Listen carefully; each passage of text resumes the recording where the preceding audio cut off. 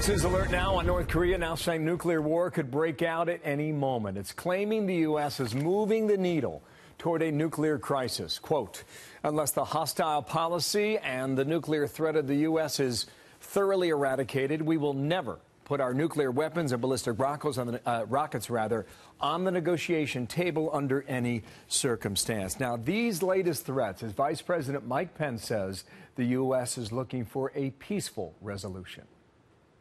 To be clear, the United States of America will continue to bring the full range of American power to bear on the regime in Pyongyang, as we hope to achieve through diplomatic and economic means a peaceable solution and the achievement of the long-sought goal of a nuclear-free Korean peninsula.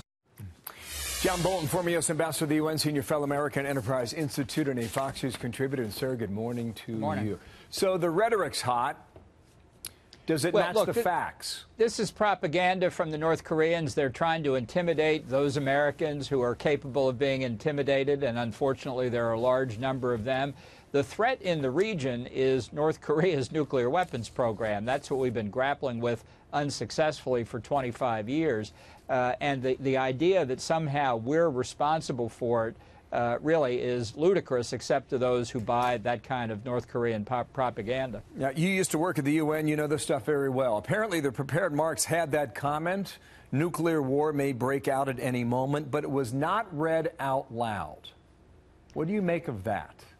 Well, you know, they're very good at getting what they want out without actually having it on the record that way. So the very fact we're talking about, it shows that they're successful. I think what it means for American policy, though, is we've just got to keep our eye on the ball. They are definitely getting close to the capacity to hit targets all over the continental United States. They said the other day, though, they wouldn't negotiate until they already had that capability. So time is running out. It has been running out, and it's landed in the Trump administration's lap. But nobody should be under any illusions that after 25 years and getting this close to the finish line, North Korea is going to be talked out of its nuclear weapons program. That is not going to happen. Not going to happen.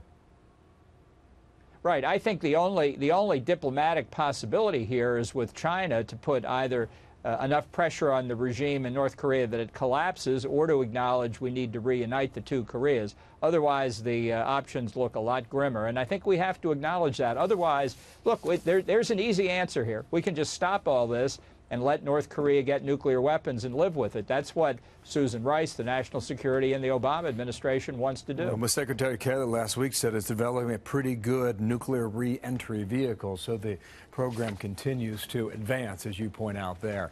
They think we want to take their leader out. Our leader goes there in November. President Trump will visit South Korea. He may go to the DMZ. How significant should we view that trip, sir? Well, this trip to Asia is very significant in a number of respects. He'll be in Japan, South Korea, then China, then Southeast Asia. I definitely think it's important for the president to go to South Korea.